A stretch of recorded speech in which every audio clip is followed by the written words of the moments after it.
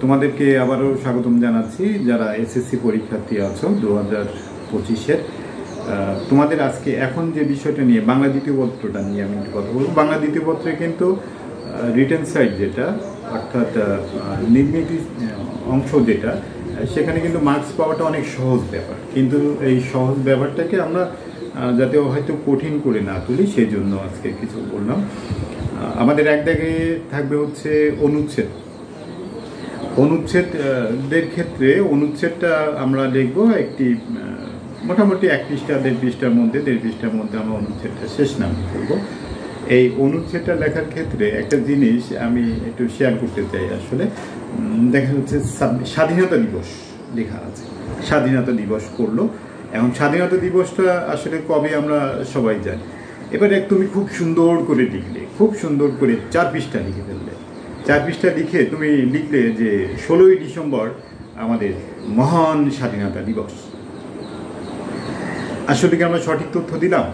আমি যাই লিখলাম না কেন, এই একটি তথ্যের জন্য কিন্তু তোমার টোটাল মার্কসগুলো কিন্তু নষ্ট হয়ে যেতে পারে।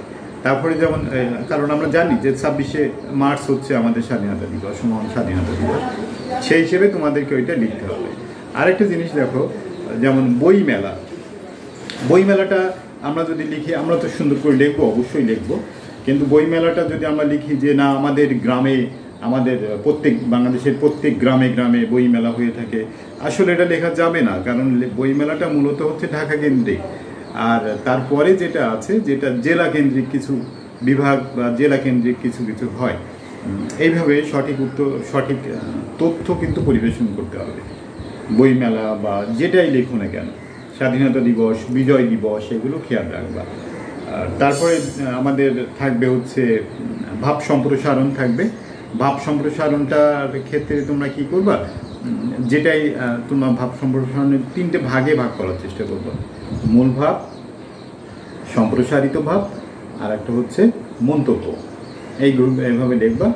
আর পত্র দরখাস্তর ক্ষেত্রে দরখাস্ত লেখার দিকে একটু মনোযোগী হবা। দরখাস্তটা যথাসম্ভব 1 পৃষ্ঠার মধ্যে লিখতে পারলে ভালো হয়, 1 পৃষ্ঠা বেশি হলে কোনো সমস্যা নাই। আর লেখা শুরু করবা হচ্ছে বাম পৃষ্ঠা থেকে। যদি লেখা শুরু করো তাহলে সেটা ডান পৃষ্ঠায় গিয়ে শেষ করতে পারবো, অর্থাৎ চলমান পাতায় থাকবে। এই ক্ষেত্রে কোনো লেখায় কোনো অসুবিধা হবে না।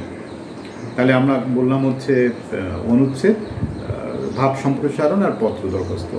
সার অংশটা এটা কিন্তু মূল অংশ, অর্থাৎ যত সংক্ষেপে তুমি মূল অংশটাকে তুমি প্রকাশ করতে পারো। এটা হাফ পৃষ্ঠা বা কত কি লিখতে হবে এমন না, কিন্তু যথাসম্ভব কমের মধ্যে লেখাটা আমাদের কিন্তু শেষ নামাতে হবে। তারপরে আমাদের থাকবে হচ্ছে